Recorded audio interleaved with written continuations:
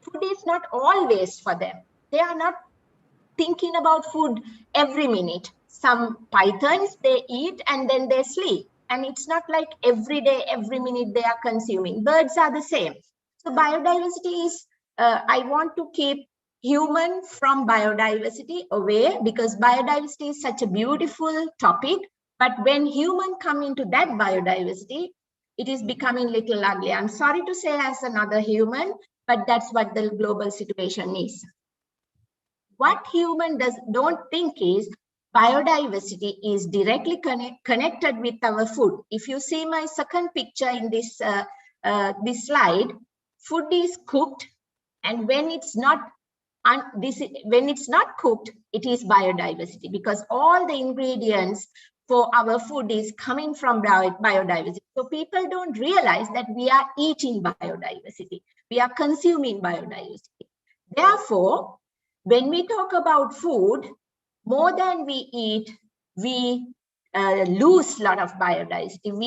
We waste a lot of food. And human is only the living species in this globe who are producing waste. And none of the other animals are producing waste, because whatever they produce as excreta or fecus or whatever, that is also compostable. But most of the human waste is not compostable. Therefore, we are not helping our biodiversity even by producing waste. But other animals, by producing waste, they are helping the biodiversity. So this is the biggest change, the difference I see among human and other biodiversity. And more than that, if I talk about food, we eat food and we produce waste, which are not even palatable for other animals, but completely disrupting other lives. If you see these all waste is related to food that the human consume, but it's directly killing other species. And for example, plastic. Containers are coming, the food is coming in these containers, but once we dump them, that is directly harming other animals. Not only that, that kind of waste coming back to us for human and killing ourselves. These all are microplastics or microfiber or anything you say, and they are killing us slowly as form of cancer or any other diseases or kidney diseases, whatever. And sometimes the reasons are still unknown, but definitely these are the repercussions we are getting for our negative impact for this biodiversity.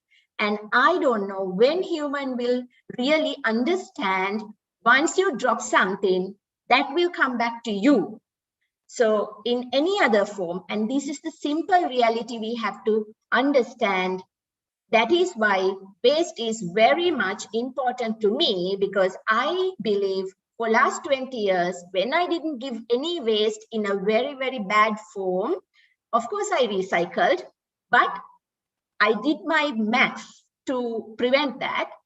And therefore, I have a little happiness that at least something in my life, my family's life, we didn't create such things like, like any other human doing. So that's the happiness at least we can have at individual level when you manage your own garbage.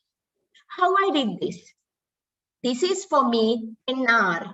And a lot of people in the world today talking about 3R or 5R in waste management. But I'm always talking about 10R, not about waste management, but resource management.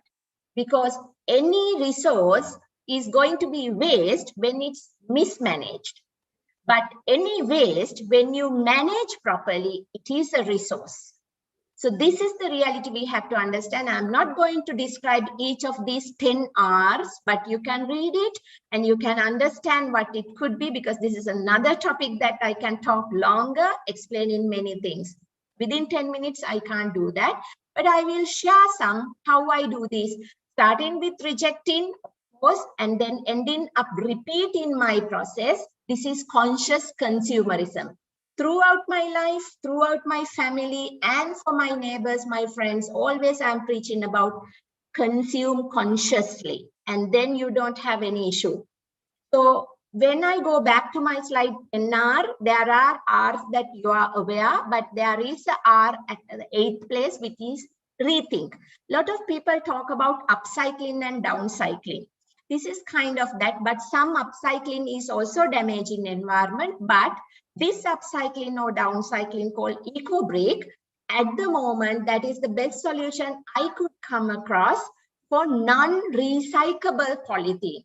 And all these stuff, non-recyclable polythene or any dangerous material like, you know, tags coming in our clothes when we buy new things. There are little strings coming in, small plastic pieces. All these are coming as non-recyclable items, and everything goes into this eco brick, and then we are using it as a building material, but all covered properly. So therefore we have minimized the leakage out to the environment, and this is the best way at the moment. But having said that, this is not the solution that we are giving. Consume, and then make eco-brick? No, definitely no. Starting with rejecting, minimizing your waste, everything. And these eco-bricks are only made using whatever the remaining materials that you can do anything. So it is not like buying and stuffing. No. So that is my clear message when people are making eco bricks. This is something that we have to minimize and we have to stop one day. So that is how I talk about the plastic waste and food coming inside the plastic waste. And then, of course, we don't have any issue because all other are wet waste, and we can definitely use it for making compost. And that is where we can give something back to biodiversity, because using this compost, we can plant our food. We can plant food for other animals, and we can give back life to the earthworms. We can give back life to the bees, butterflies, other pollinators, and all the biodiversity. We can recreate another green space. We can create forests. All these things we can do if we wisely use our wet waste. But then it is not a waste. I don't even like to call it as a waste, because it is not wasted. It is the resource, that is the kitchen, that individual kitchen is giving somewhat waste after eating, but once it's turned into the black gold, which is compost, and we can recreate the soil. So that is how we can definitely give back something for our environment and biodiversity. These photos are from our butterfly and bee garden that we maintain at our office, and we are promoting these. We call them metta gardens. Metta is the loving kindness. So gardening is not only for human beings, for other pollinators and other biodiversity as well.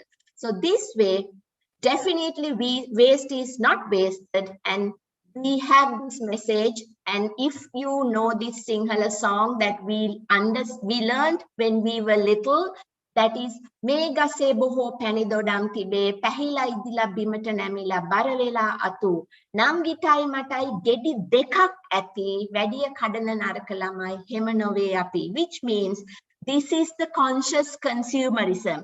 Though the orange tree has so many oranges, we are not going to pluck everything. Only for me and for my sister, only 2 fruit is enough, which is conscious consumerism.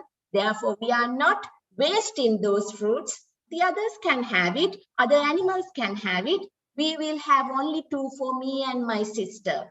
That's all. So that is the message we learned when we were little. But today, we buy, we consume, and then waste. This is very bad.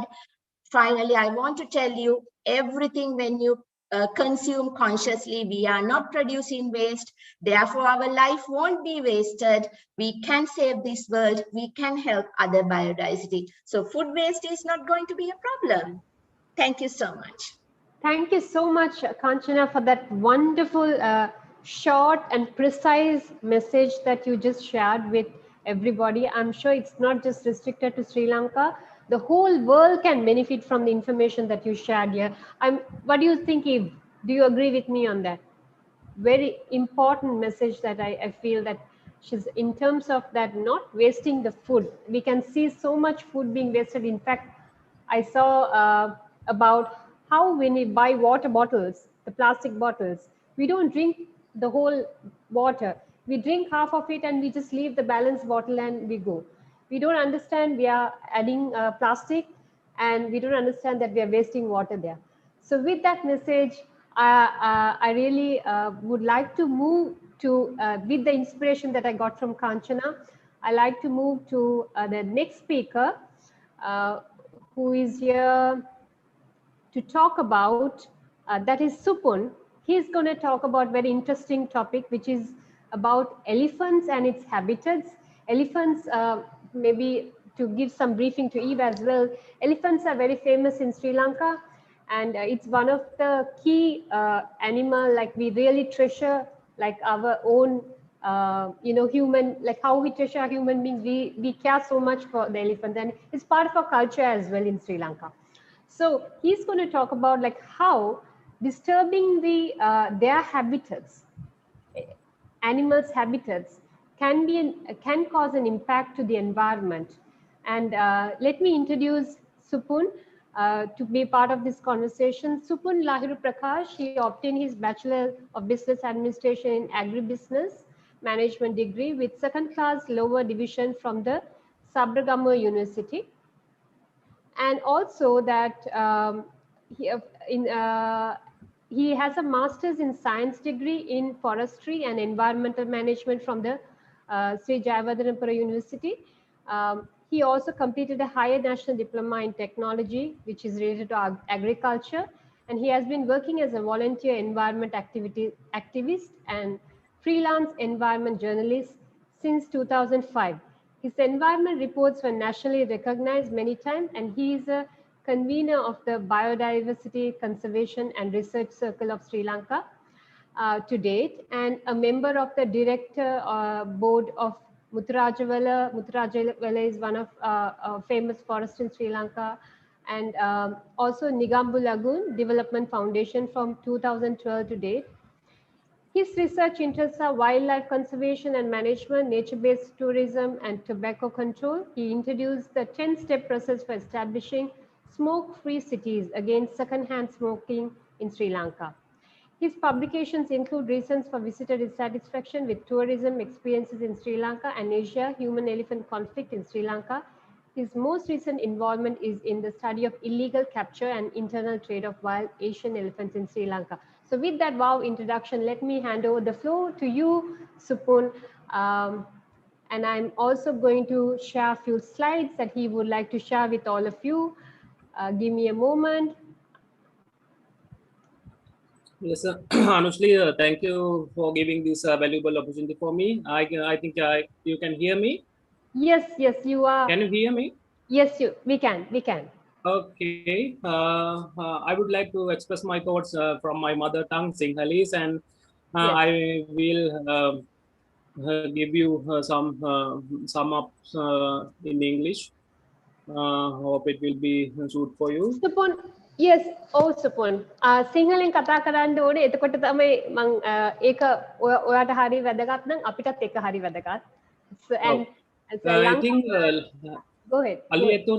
අලියතුන් කියලා කියන්නේ ලංකාවේ අපිට ඉතාම සුවිශේෂී සත්ව විශේෂයක්. ඒකට හේතුව තමයි ලංකාවේ ප්‍රධාන ආගමික හා සංස්කෘතික හර පද්ධතීන් සමග අලියතුන් තදින් බැඳී සිටීම. උදාහරණයක් ලෙස බෞද්ධ සහ හින්දු ආගම්වල විශාල සංස්කෘතික සංකේතාත්මක වටිනාකමක් අලියතුන්ට ලැබිලා තියෙනවා. ඒ වගේම තමයි අලියතුන් කියලා කියන්නේ යම්කිසි පරිසර පද්ධතියක අකණ්ඩ පැවැත්ම තහවුරු කර ගැනීම සඳහා වැදගත් වන මූලස්ථාන ජීවි විශේෂයක්. එහෙම නැත්නම් අපි කියන කීස්ටෝන් ස්පීසීස් එකක් කියලා. අනිත් කාරණාව තමයි ආසියානු අලියතුන් ජීවත් වෙන රටවල් සම්බන්ධයෙන් සලකා බැලීමේදී ලංකාවේ ඉන්න අලියතුන් ලංකාවටම විශේෂ වෙනවා. එහෙමත් නැත්නම් ලංකාවින් අලියතුන් උපවිශේෂය ලංකාවට පමණක් ආවේනික උපවිශේෂයක් ලෙස පරිණාමය වී තිබෙනවා. We have 4 subspecies of Asian elephant in the region, and Sri Lankan elephants are endemic to Sri Lanka as they have evolved as a separate subspecies in Sri Lanka we call Elephas maximus. And ඊට අමතරව ඉන්දියාවේ ඒ වගේම Sumatra සහ බෝනියෝ ප්‍රදේශවල ඊටම ආවේනික වූ අලි උපවිශේෂ තුනක් ජීවත් වෙනවා. ඉන් පසුව ලංකාවට ආවහම ලංකාවේ අලියතුන් ලංකාවට පමණක් ආවේනික උපවිශේෂයක් හැටියට තමයි වාර්තා වෙන්නේ. එතකොට ලෝකයේ ආසියානු අලියතුන් සම්බන්ධයෙන් සලකා බැලීමේදී අපිට පෙනී යන කාරණයක් තමයි ලංකාවේ අලියතුන් 5879ක් ජීවත් වෙනවා. ජීවත් වෙන බව 2011 දී වනජීවි සංරක්ෂණ දෙපාර්තමේන්තුව විසින් සිදු කළ අධ්‍යයනයේදී පැහැදිලි වී තිබෙනවා.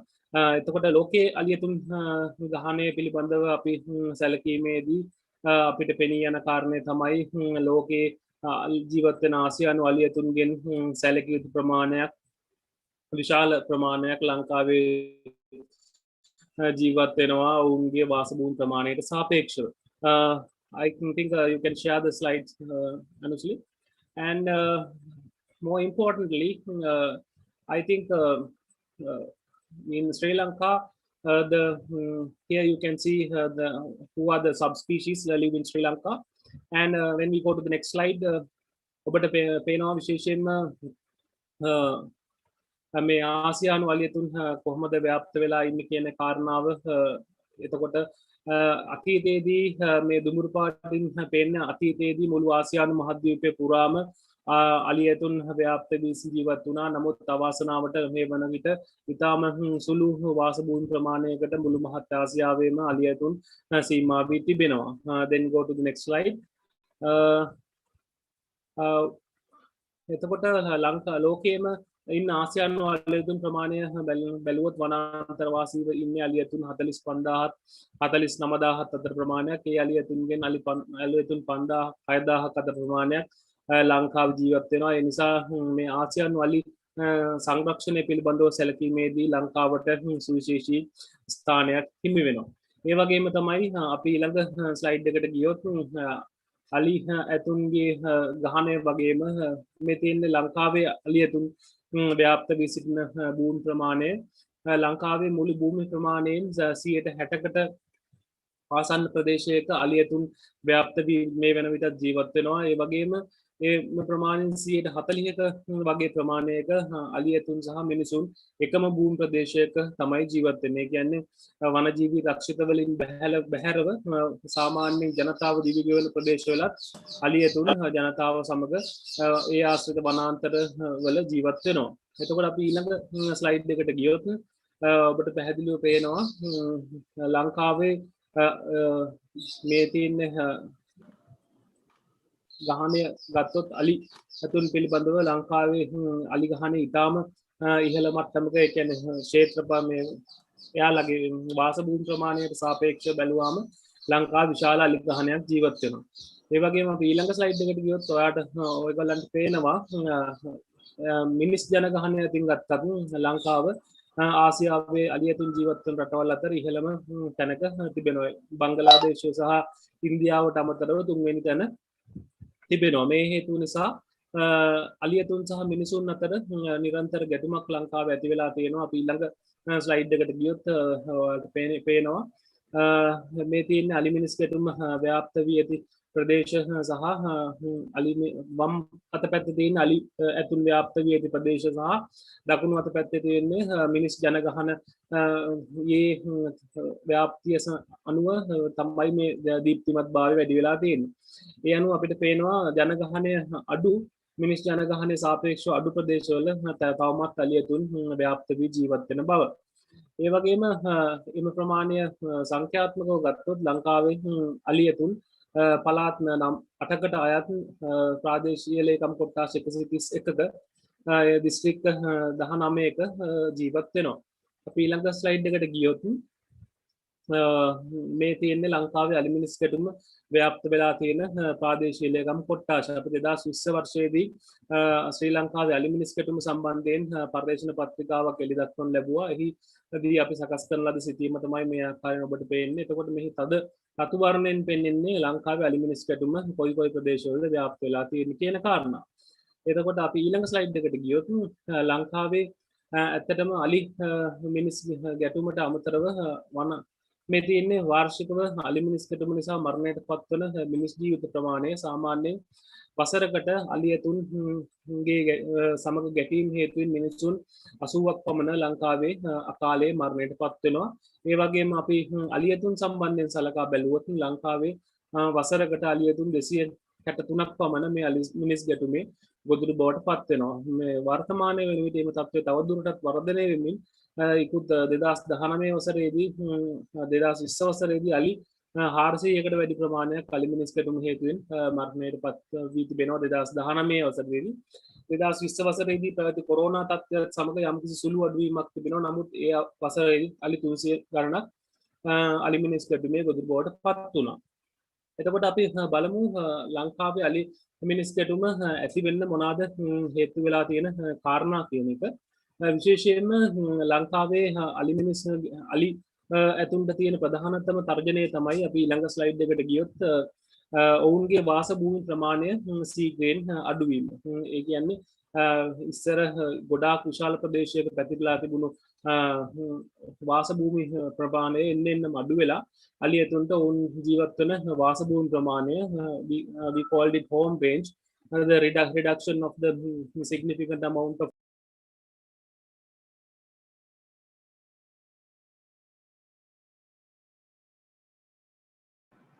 All right.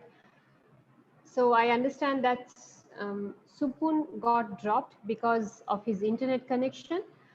Just to give a briefing to all of you what he spoke before I move to the next speaker, we can just ask him to summarize few things. He was talking about elephant habitat, how it has reduced, how they were harmed, and what impact it has created to the elephant by destruction.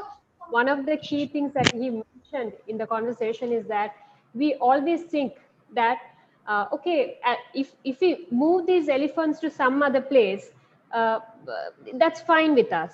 So the question that I like to leave with all the audience today is that just imagine you have been living in one house for last 20 years and somebody is coming and telling you, hey, can you just move to that luxurious house because we are going to do something in this particular land, right?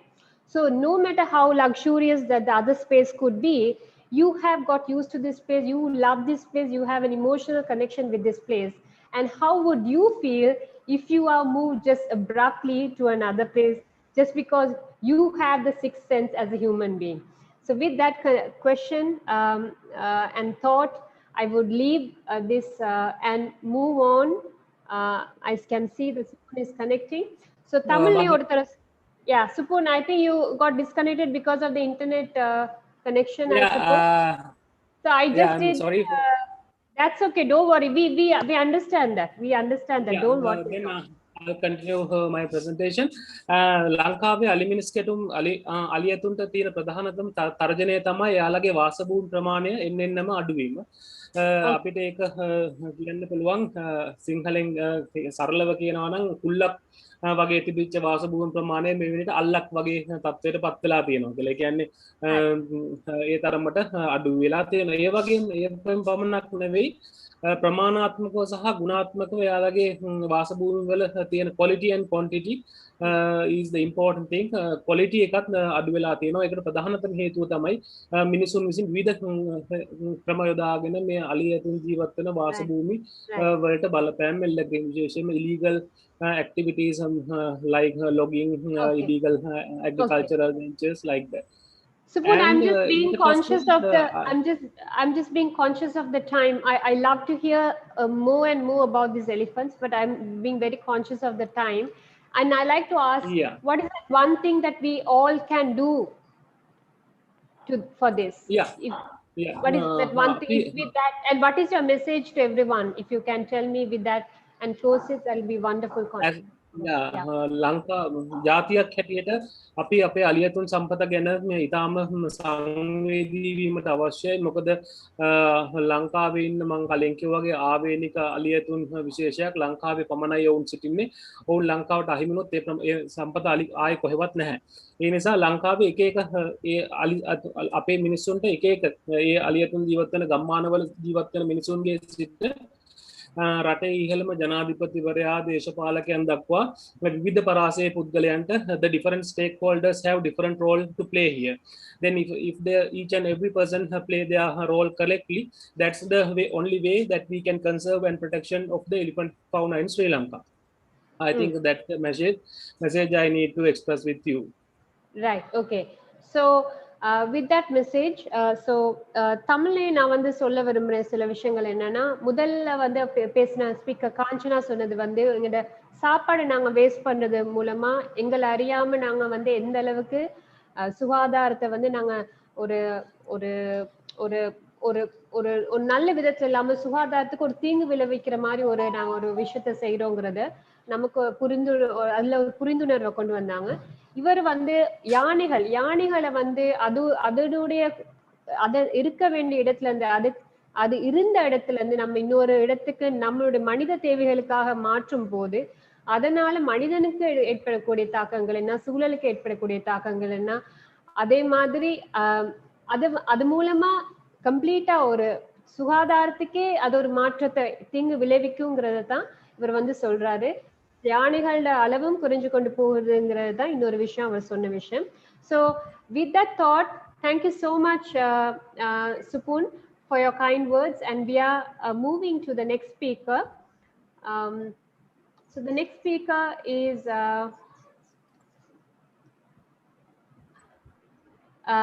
she's a school teacher. Her name is Dashana. I mean, she's a Sunday school teacher, I would say.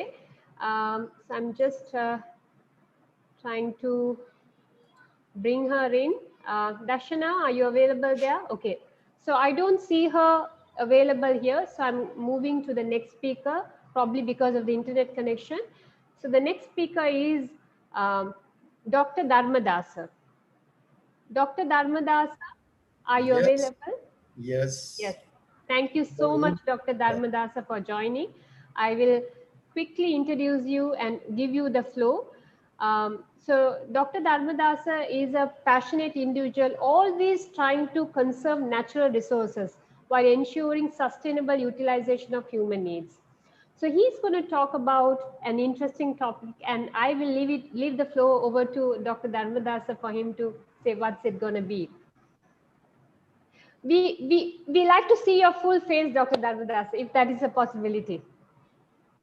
We are only seeing Yes. Good morning, everybody.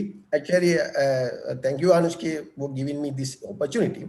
And also, when you tell that you have to limit your time for the 5 minutes, it's a big challenge for me because within one day. So I know. I will try my best to tell what I am going to give you that message very clearly. So, tentative title is a home garden and its contribution into species and planet. So,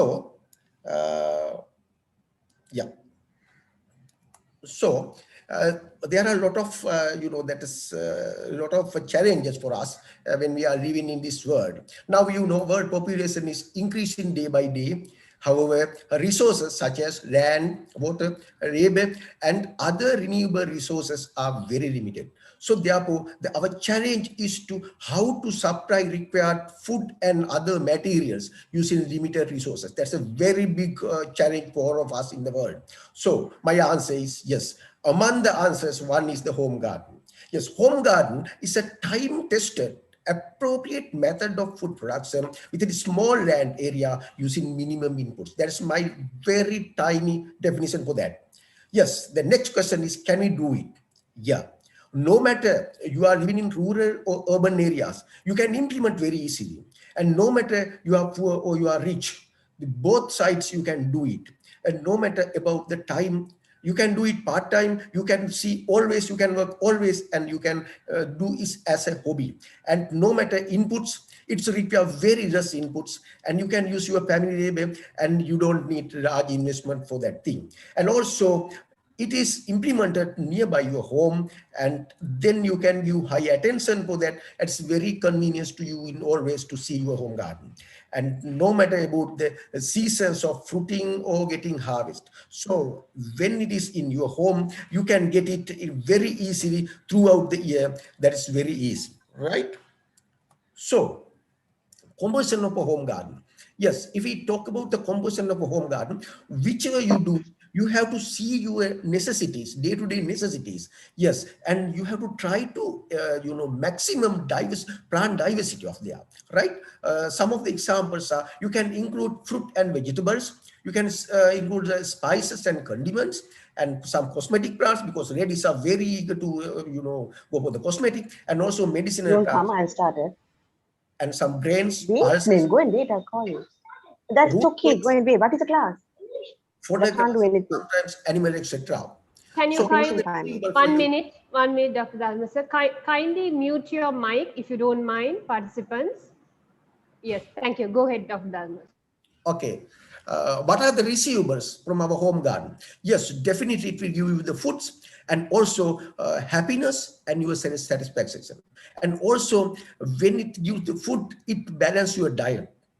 And also when there is an existing, you can sell it and you can have an income. And also it automatically add the aesthetic value, aesthetic beauty of your working place, of your living place. And also you can maintain high diversity species, and also animal, also some bees, some some butterflies, and some there's some other birds, they are coming to your place to see that green. And also you can use maximum at your home base. Actually, earlier speaker told that home waste. In my opinion, there is no home waste. All those are resources, right? And you can maintain the greenness, and you can have fresh oxygen, and the plant can absorb the toxic gases and other materials. And also, if you have children, that you can use that as a platform for the children to learn what is the home garden, how we maintain home garden, those things. And also, definitely, it will ensure the food security of your family, right? So, what are the crops you are selecting? Yes, when you have that small space, then you can share it for the different places. There's a cosmetic plant garden, and spice garden, and fruit garden, medicinal plant garden, leaf vegetable garden, and vegetable gardens. And not only that, spice garden, you can add some lemongrass, some ginger, some turmeric. Those are the very essential things. And also you can do my leafy vegetables. Yes, you can add kovakka, gotukoram, whatever the morunga and tebu and runuvira, whatever required for your health and for your diet. And also not only that, you can add some fruit plants, pomegranate, mango, neri, and bear fruit, and papaya, and so banana. And also don't forget to concern your health. Yes, you can add some hatavari for korakanda, and some nidavari for the hair beauty, as well as some akmar for the toothache, as well as arrow for your whole beauty. So my take home message: whether you live in semi-urban or rural area, you can make your home garden. If you live in an urban area, also you can do it. The both pictures show how can you do it, right? So my take-home message is plant a tree and save our earth. Thank you very much. Thank you so much for that wonderful message, Dr. Dharmadasa. I have to say that during this COVID time, if there's something that I did differently is planting and making connection with the plants. And I know how beautiful it is when I spend so much time with the plants. So I really appreciate this message. So මෙතන Dr. Dharmadasa ඔයාගේ key message එක සිංහලෙන් කිව්වොත් අපේ ජනතාවට ඒක සිංහලෙන්ුත් අපිට කන්වේ කරන්න පුළුවන් නම් හොඳයි. ඔයාගේ අන්තිම මැසේජ් එක. අන්තිම මැසේජ් එක තමයි ඇත්තටම මගේ අන්තිම මැසේජ් එක තමයි ඇත්තටම අපි ගම්බදව ජීවත් වුණත්, අපි ග්‍රාමීය ජීවත් වුණත්, අපි නාගරිකව ජීවත් වුණත්, ඒ ඉන්න තැන අපිට අපේ ගෙවත්ත කරගන්න පුළුවන්, අපේ සුරළුව කරගන්න පුළුවන්. ඒක කොහොමද හදන්නේ? ඒ කියන්නේ මේකේ වම් අත පැත්තේ පින්තූරෙන් වලට පෙන්නලා තියෙනවා. කොහොමද අපි ග්‍රාමීය ජීවත් වුණ අපේ ගෙවත් හදාගන්නේ? දකුණු අත පැත්තේ ඇත්තටම ඉතාමත් නාගරික පරිසරයක් ඔයාලට පේනවා. ඒකේ වට පේන ඇත්තටම කොහොමද ඒ ලේඩි කෙනෙක් කොහොමද තමන්ගේ නිවස බියුටිෆුල් තියාගන්නේ. ඒ වගේම තමයි අපිට ගහක් හදනකොට මේ කෑම බීම බියුටි දෙනවට වඩා අපිට ඔක්සිජන්, ඒ කියන්නේ අපිට ඕන වෙනවා අපේ ශරීරය පවත්වාගෙන යන ඔක්සිජන් ඕන වෙනවා. ඒ වගේම අපේ කාබන් ඩයොක්සයිඩ් ඇබ්සෝබ් කරගන්න ඕනේ. මෙන්න මේ ටිකත් කරලා ඇත්තටම අපිට පුළුවන් නම් මේ ගහක් හදලා තමයි එක ගහකින් හරි, එක පඳුරකින් හරි, පඳුරු කීපයකින් හරි තමන්ගේ ගෙවත්ත ලස්සන කරගන්න. එතන තියෙන්නේ ලෝකෙට ජීවේදීම මිසක් අපි ජීවත් වීම නෙවෙයි. ගොඩාක් ස්තුතියි. சொல்ல விரும்புவது என்னன்னா, நீங்க ஒரு மரம் நட்டா போதும். இந்த ஒரு மரத்தை நடுவதன் மூலமா நீங்க பெரிய ஒரு மாற்றத்தை உருவாக்கலாம். உங்க வாழ்க்கையிலயும் ஒரு பெரிய மாற்றத்தை உருவாக்கலாம். இந்த சுகாதாரத்தை சுற்றுப்புற சூழல்லையும் ஒரு பெரிய ஒரு மாற்றத்தை உருவாக்கலாம். நீங்க யோசிக்கலாம், ஜஸ்ட் ஒரு மரத்தை நான் என்ன பண்ணலான்னு. ஆனா அதன் மூலமா வரக்கூடிய மாற்றம் ஒரு பெரிய மாற்றம்ங்கிறது தான் அவரோட கடைசி message. Thank you so much. So with that thought, I would like to invite our teacher Dashana. So yes, we are going to see her now. Okay. Would you mind stop sharing, Dr. Damdas, if you don't? Yeah.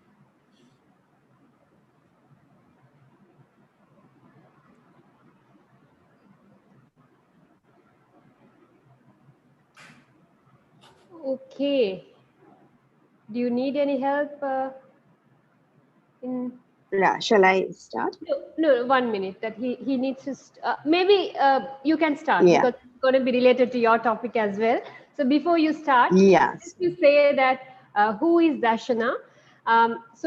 Dashana is a passionate mother who has started working with the mother nature by being a Sunday school teacher and also an active Women's Federation member in church.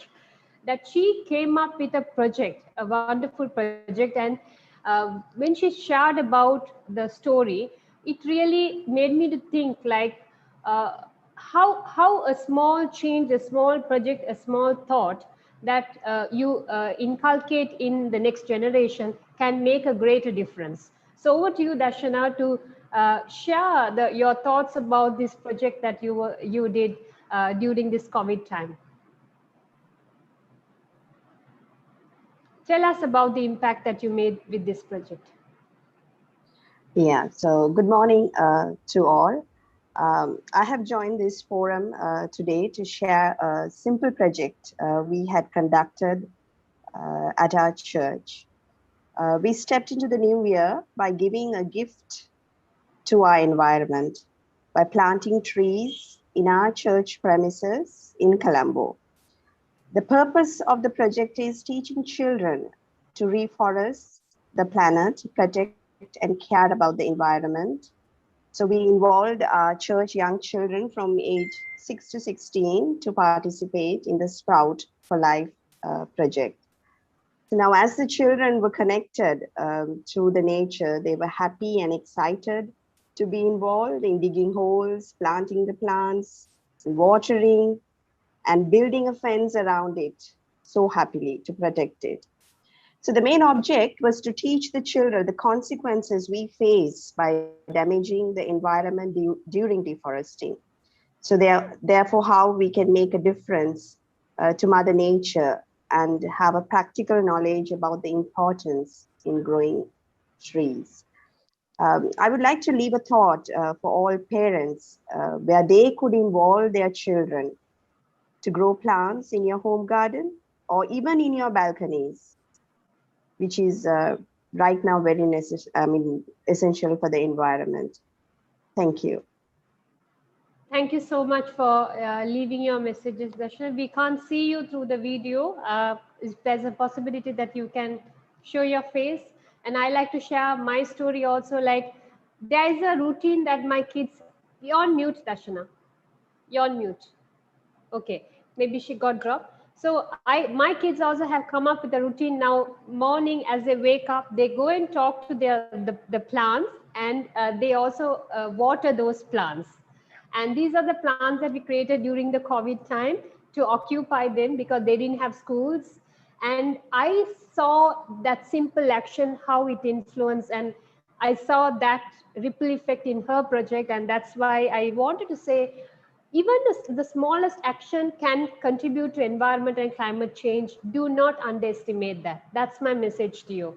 And you do not necessarily have to step out of the house and be that hero or Superman or Superwoman to do that. Even through this, even this talk is a platform to create that difference. Thank you so much for your time, Dashana. Despite your busy schedule that you have, the commitments you have with your kids that you joined today, I really, really appreciate that. Thank you. Thank you for being with us. You're on mute, Dashana. Yeah. Okay, great. It's my pleasure, Anushri. Thank you for having me. Thank you. Yeah. So moving on to the next speaker. So the next speaker is going to be, we are a little bit off the schedule, but I think there's a lot of important messages being shared. Gajendra is going to talk about solar power. Gajendra, can we have you on board here? How he contributed to the environment through solar power system. Yes. So let me first introduce Gajendra to you. Gajendra was one of the person who introduced, who actually installed solar power system when it was introduced to Sri Lanka for the first time.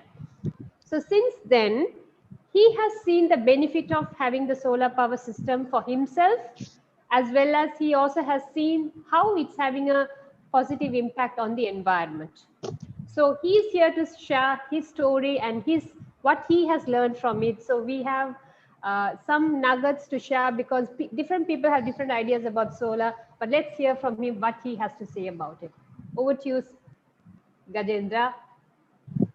சொல்லுங்க என்ன சொல்ல போறீங்க solar power. எல்லாருக்கும் வணக்கம். நன்றி for the invitation. எனக்கு தரப்பட்ட தலைப்பு the பயன்கள் we can obtain from the using the சூரிய ஒளி for our மின்சார பாவனை. So முதல்ல நான் சொல்ல விரும்புகிறேன் what is solar system. solar system ஆனது ஒரு தவறான கருத்தொண்டு மனதில் இருக்குது, மக்கள் மனதில் ஓன்லி பண வசதி படைத்தவர்கள் மட்டும்தான் யூஸ் பண்ணலாம் என்று. அந்த கருத்து நான் எப்படி அதை உதாரணமா எடுக்க விரும்புறேன். இப்ப உங்களோட எலக்ட்ரிசிட்டி பில் 3000 ரூபாய் மாதமா இருந்தா அந்த 3000 ரூபாய்க்கு ஏற்ற மாதிரி ஒன்று செய்யலாம், இல்லாட்டி 10,000 ரூபாய் பில்லுக்கு ஏற்ற மாதிரி இருந்தா அதுக்குரிய சிஸ்டம் செய்ய. அப்ப உங்களோட பில்லோ அதுக்கு ஏற்ற மாதிரி சோலார் சிஸ்டத்தை செய்யலாம். அதே நேரம் இப்ப உங்களுக்கு சில வேளை பாத்தீங்கன்னா பெரும்பாலும் கொழும்பில இல்ல, கொழும்பை விட்டு நகர்ப்புறங்களுக்கு அங்கே போனோம்டா, உதாரணத்துக்கு வடக்கோ கிழக்கோ தெற்கோ இல்ல அனுராதபுரம் பக்கம் அப்படி போனோம்டா கனபேரிட்ட பெரிய வீடுகள் இருக்குது வித் கூரையோட. சம்டைம்ஸ் அந்த வீடு பரம்பரையா வந்திருக்கிறதாலே அவங்கள்ட்ட பண வசதி இல்லாமல் இருக்கலாம். அந்த நேரத்திலே அவங்க அதை சில இன்வெஸ்டர்ஸ் இருக்கிறாங்களோ அவங்க அதுக்கு கேஷை கொடுத்து ரெண்ட், நீங்க ரூஃபர் ரெண்ட் பண்ணலாம், அவங்க இன்வெஸ்ட் பண்ணி செய்வாங்க. அப்ப சோலார்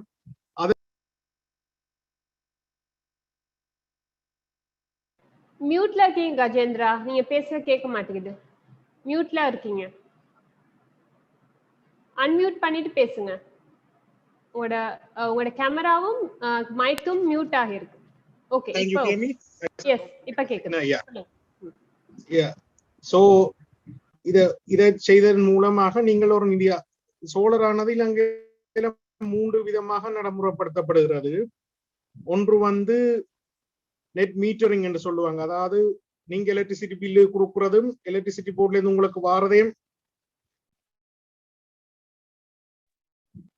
டிஃபரன்ஸ் எப்படி எலக்ட்ரிசிட்டி போர்டு மிச்சத்தை எலக்ட்ரிசிட்டி போர்ட்ல இருந்து நீங்க கூட எடுத்திருந்தா அதுக்கு நீங்க பே பண்ணணும். எலக்ட்ரிசிட்டி போர்டு உங்களுக்கு கூட நீங்க எலக்ட்ரிசிட்டி போர்ட்ல இருந்து எடுத்திருந்தீங்கன்னா நீங்க அதை கண்டினியூ பண்ணலாம். அதே நேரம் அடுத்தது நெட் அக்கவுண்டிங். அது இப்ப உங்களுக்கு difference electricity board cash pay பண்ணும். நெட் அக்கவுண்டிங் பிளஸ்ன்றது டோட்டலா நீங்க ஜெனரேட் பண்ற எலக்ட்ரிசிட்டி போர்டுக்கு வித்தோண்டு. கஜேந்திரா உங்களோட மைக் ஆஃப் ஆயிட்டு திருப்பி. கஜேந்திரா இப்ப சரியா? இப்ப சரி சொல்லுங்க. வைஃபைல இப்ப டேட்டா மாத்தி இருக்கணும். ஓகே, நீ சரியா இருக்கும் நினைக்கிறேன். ஓகே டேட்டா அதை செய்யலாம். அப்ப இதால வர நன்மைகள் என்னன்னு, இப்ப சோலார் போடுறதால உள்ள நன்மைகள் என்னன்னு எடுத்தா ஒன்று நீங்க என்வைரன்மெண்ட்டுக்கு இப்ப இலங்கையில மெயினா எலக்ட்ரிசிட்டி உருவாக்கப்படுது கோலை யூஸ் பண்ணி. அப்ப கோலால வர புகையாதுகள் சரியான நெகட்டிவ் இம்பாக்ட் ஒன்றை கொடுத்தோண்டி இருக்கிறது சூழலுக்கு. அதை தவிர்க்கலாம்.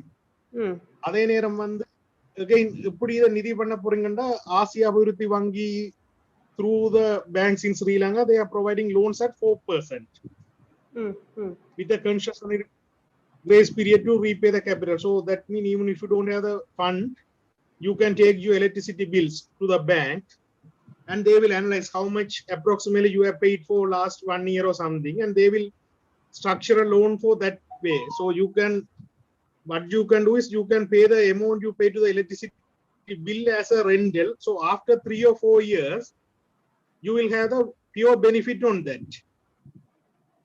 அதன் மூலமாக எடுக்கலாம். இதன்படி எடுக்கும் பொழுது நீங்கள் ஒன்று நிதி ரீதியாக ஒரு அடிஷனல் இன்கம் ஒன்று உருவாக்கப்படுகிறது, அதே நேரம் சூழலுக்கு நீங்கள் நன்மைகள் செய்கின்றீர்கள்.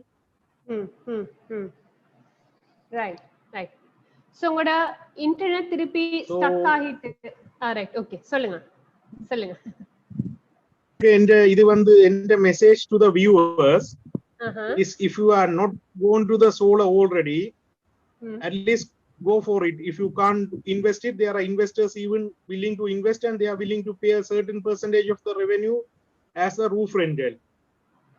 Than that, if you can even go to a bank, even a small system, because if you take the solar system, major part of the cost is go for the inverter. So the more the capacity, the inverter cost will be high.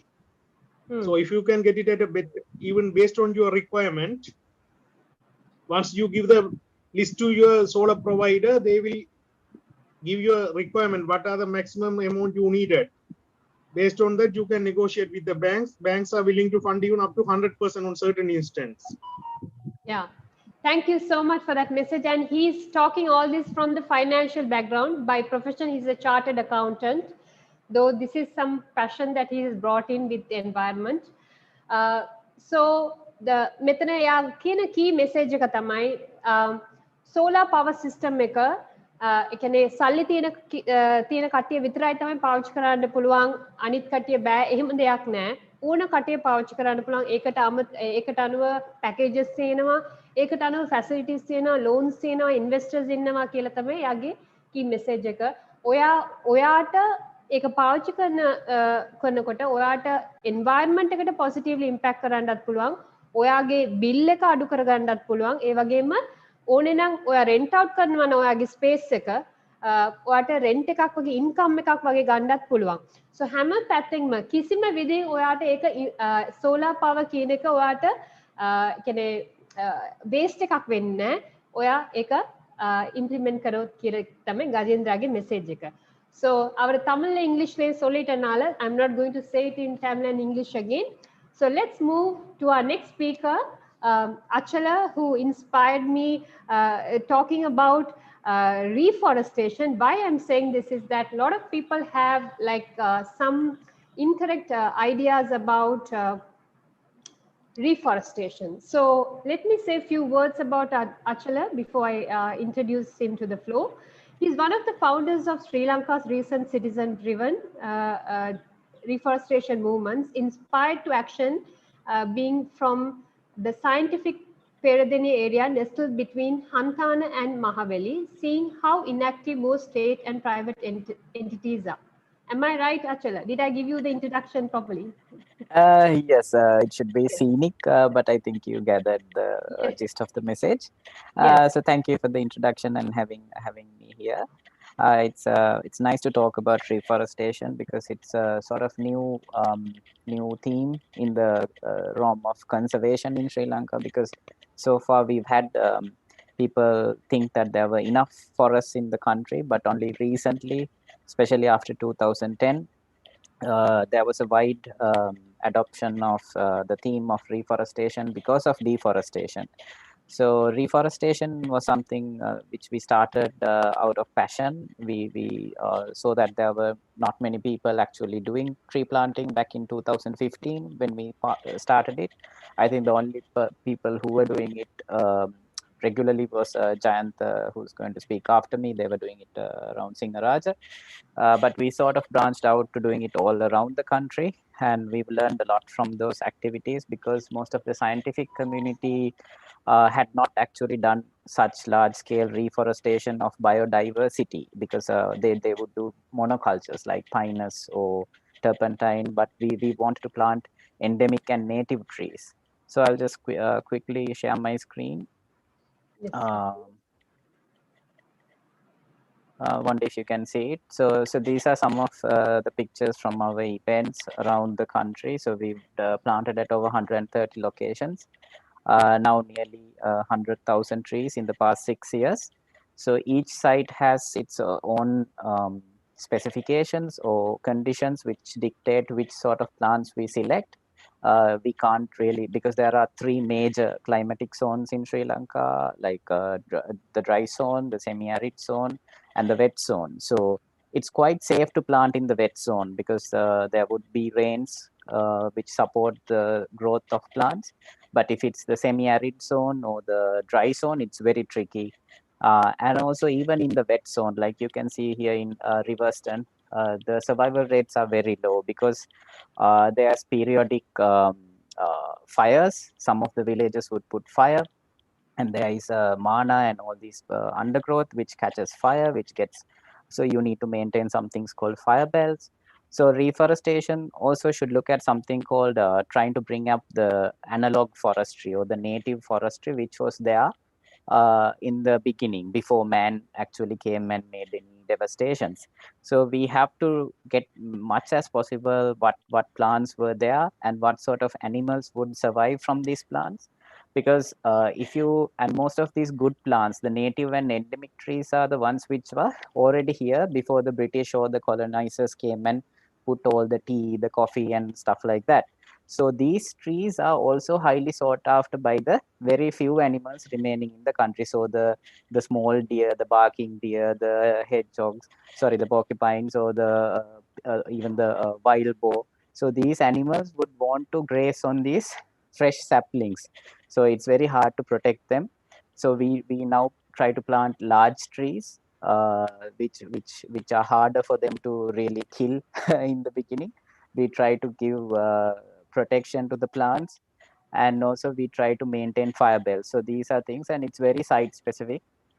So reforestation is something we have to do very carefully. You don't want to go and put a plant which would destroy some native or endemic species in that area. So so survival is a big question. One day if you can see this from our Facebook page. So these are some of the trees which are grown now. This is along the highways. So they were done about 4 or 5 years ago. So they are growing very well. And this is at the wetland park in Colombo. So we plant over sort of 40 species of trees depending on the site.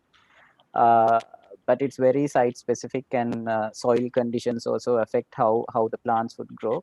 So sometimes plants would not grow really well if the soil is acidic or does not have nutrition, or sometimes if there is going to, so we always also try to plant during a monsoon period. So the monsoons are good because they would give natural water for the plants. And also you have to see whether the site is going to be drowned in water or it's going to be above the water line, and also select the species. And also sometimes you can't go and plant, especially it's very hard to plant in areas where there are human populations, because humans would want to build roads, they want to put water lines, they want to have electricity lines. So in a few years, some of the plants we put down might be cut away if they don't want that tree there.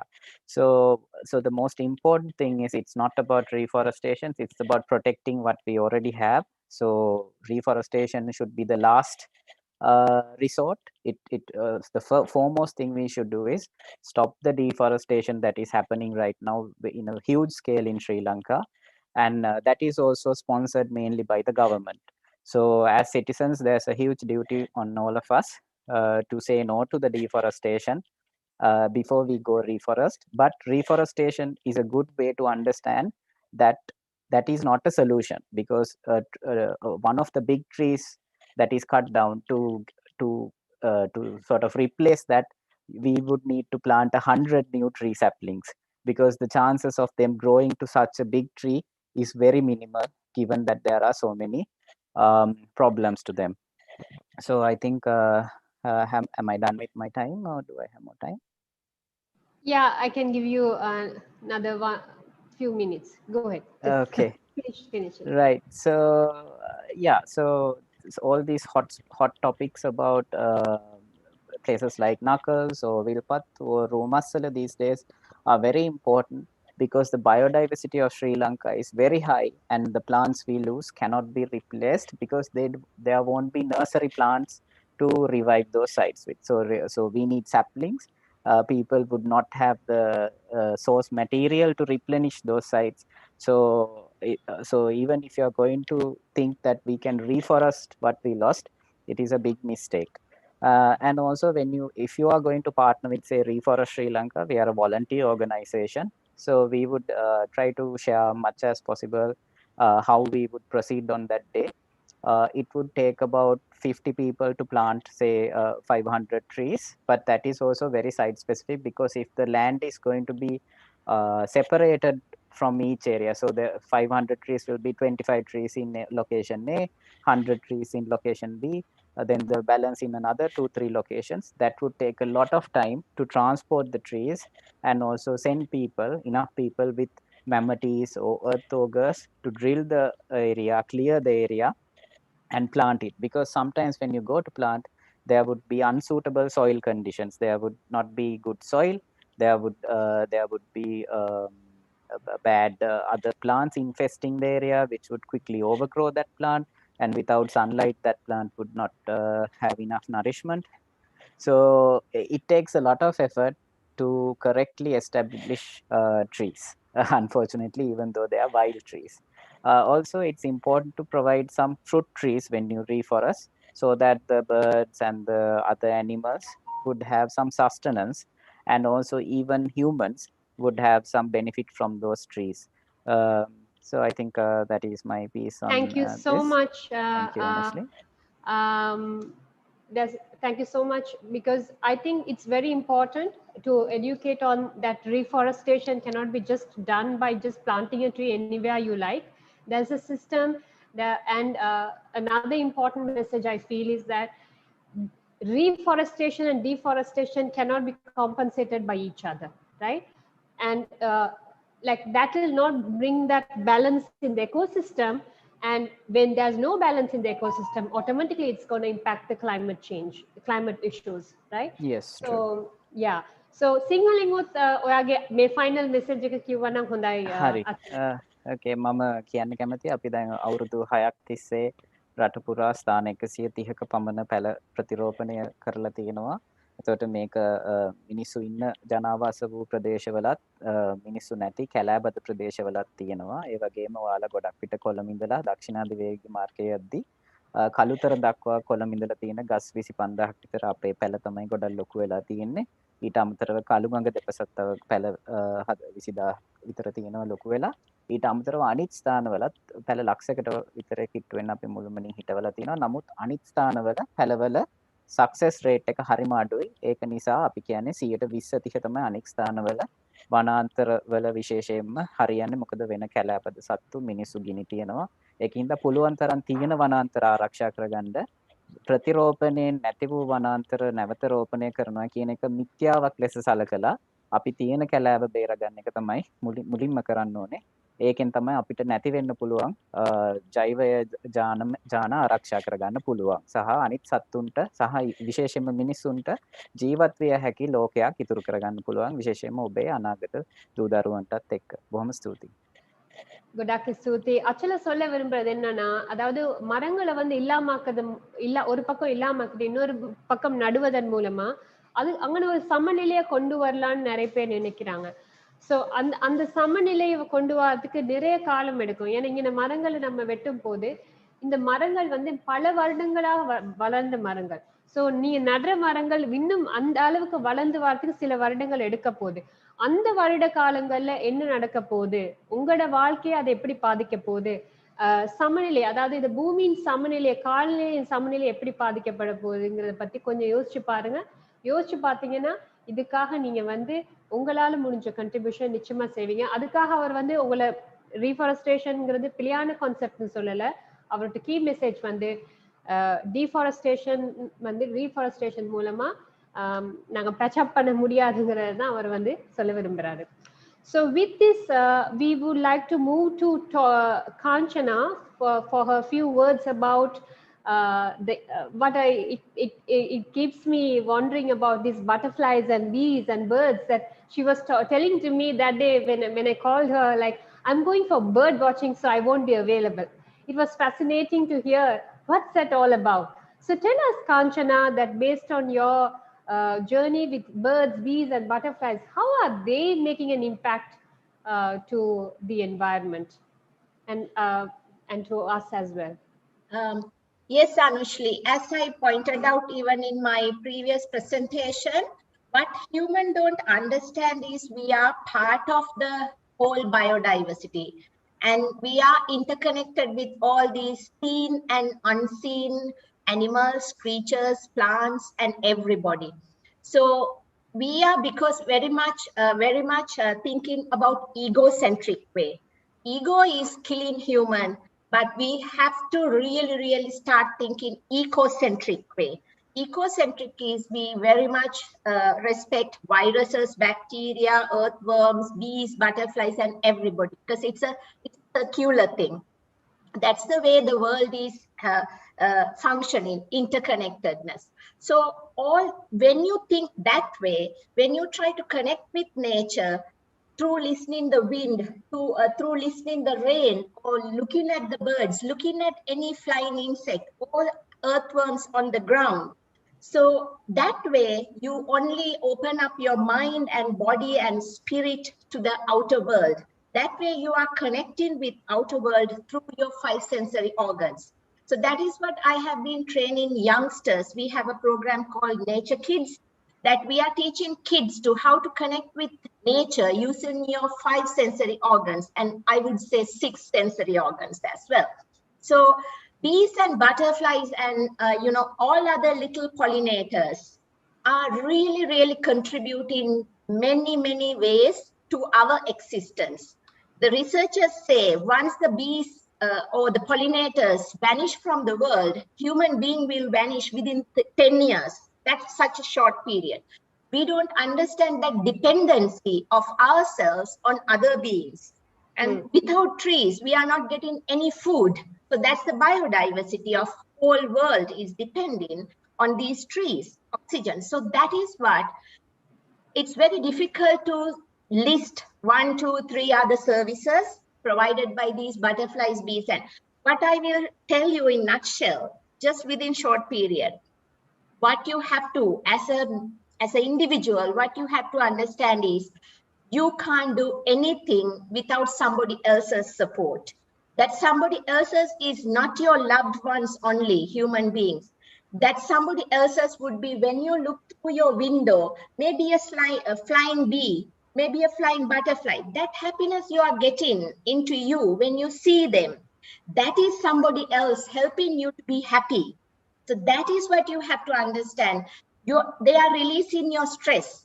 When you are spiritually connecting with them, you are talking to them, start talking to them. I'm a tree hugger. I talk to my trees. I talk to my plants. And I talk to my bees and butterflies. So that way we are communicating. And they don't understand my Sinhalese or English, but I can understand their language. Same, so vice versa. So services, I can't give you a direct answer. What I can tell you is today who we are is just because of all other trees and living beings. So that service, if you can understand that service, being a human, that's more than enough. So always think you can't exist without anybody else.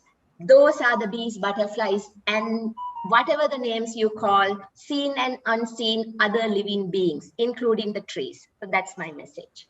Thank you so much. That's so powerful. I would say that you just gave like a punch for the whole session, I would say, with this last message.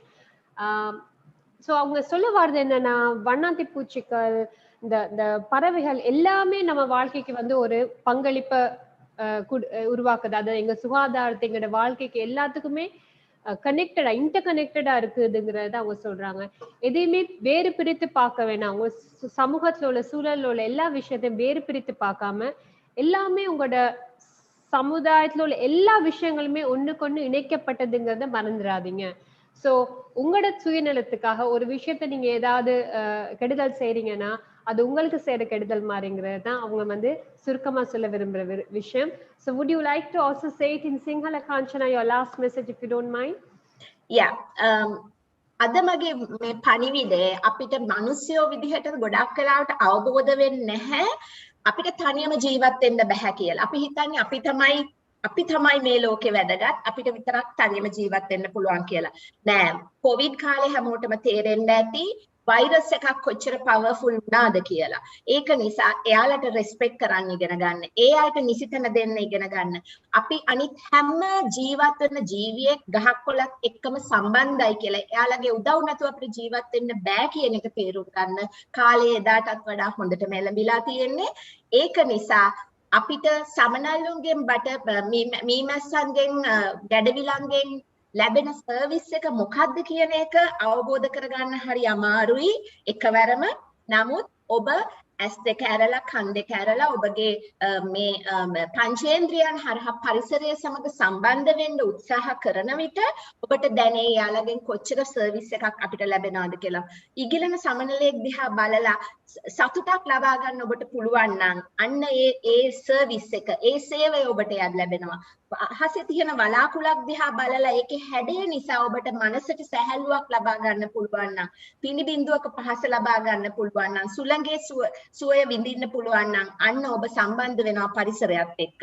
කුරුල්ලන්ගේ නාදයට සමන් දෙන්න ඕන්න බලලා සතුටක් ලබා ගන්න. ගහක් බදාගෙන ඉඹලා එයාට ස්තුතියි කරන්න. ඔබ දැන් ඔබට ලැබුණු ඔක්සිජන් අන්න ඒ අනුව ඔබ මේ පරිසරය සමග සම්බන්ධ වෙනවා නම් ඒ අනුව ජීවත් වෙනවා නම් ඔබගෙන් පරිසරයට කිසිම හානියක් නොවෙන්න වග බලා ගන්නවා නම් අඩුම ගානේ කෙල බිඳකින්වත් පරිසරයට හානියක් නොකරනවා නම් අන්න එදාට ඔබට සතුටු වෙන්න පුළුවන් මිනිහෙක් විදිහට අපි අන් ජීවත් වෙන හැම කෙනාටම නිසි ගෞරවය දුන්නා. ඒ අයගේ සේවය ඔබට ලැබුණා කියන සතුටින් ඔබට ජීවත් වෙන්න පුළුවන් නම් ඒ හොඳටම ඇති. පරිසරය රකින්න අපි පෙළපාලි යන්න ඕනේ. එහෙම කරන අය එක්ක එකතු වෙන්න පුළුවන් නම් හොඳයි. හැබැයි එහෙම නොකරත් ගෙදරට වෙලා මේ සේවය ඔබට කරන්න පුළුවන්. ඔබගෙන් අන් අයට විය යුතු සේවය අවබෝධ කරගන්නවා නම්.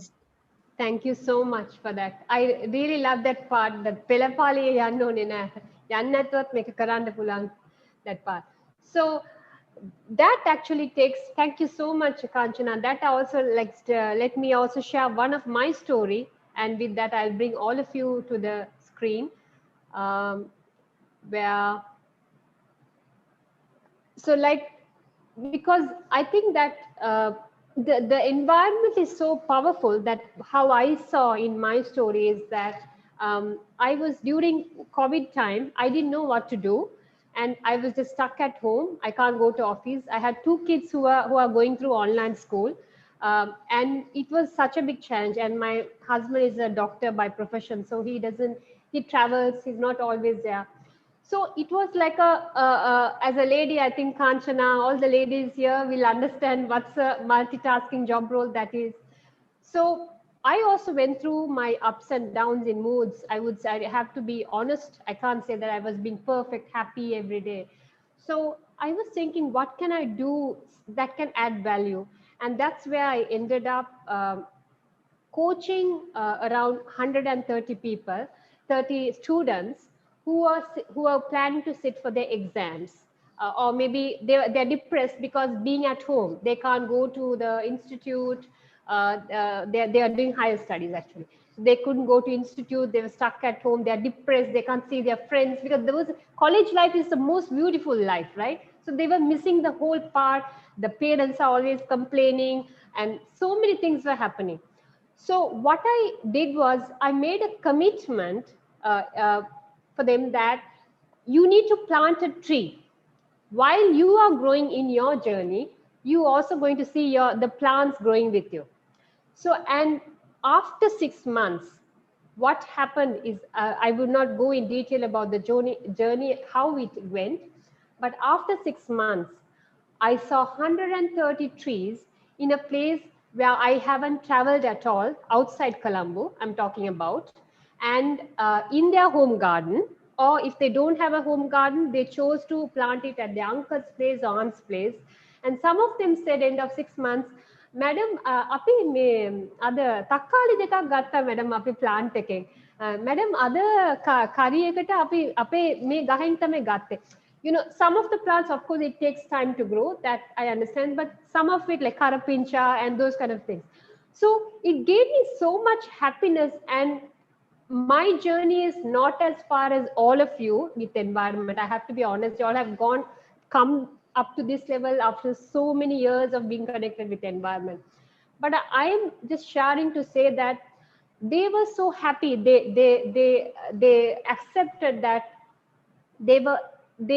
it's not that only they grew through the coaching session, where they were able to face a semester exam better because of the coaching session, but they also saw a plant growing with them, which made them feel so happy, content, and they felt like I did something for COVID during COVID time.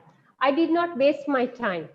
So I think a simple action, everybody can do that to contribute to the environment.